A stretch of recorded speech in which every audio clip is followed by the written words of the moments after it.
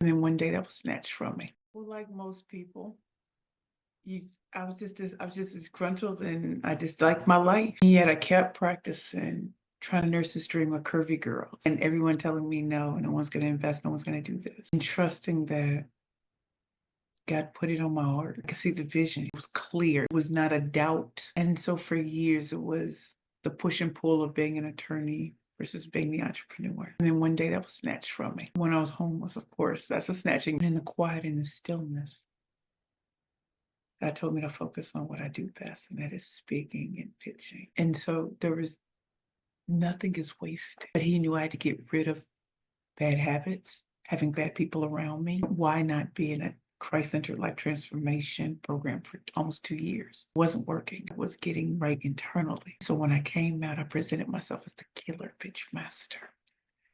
There wasn't a mention of curvy girls anymore. And that opened doors because I spoke with confidence. But as I was getting ready to lead a program, I had a great job. And uh, the CEO called me into her office and they fired me that day, saying that I was disbarred and I didn't know. I had another interview, got the job, and then walked away from it to become Precious Williams, killer pitch master again. So there were things that had to be shut down. Yes, I could go back and probably be reinstated, but there's no reason to any. The reason why the legal field has welcomed me with open arms is because I did it in a different realm. And there's no one talking junk about me or saying I did this bad thing. Nobody. And we rarely meet the people who are disbarred, who fought their way back in a different realm. And there's respect on my name. There's awards on my name. So everything had to happen where the choices are taken away.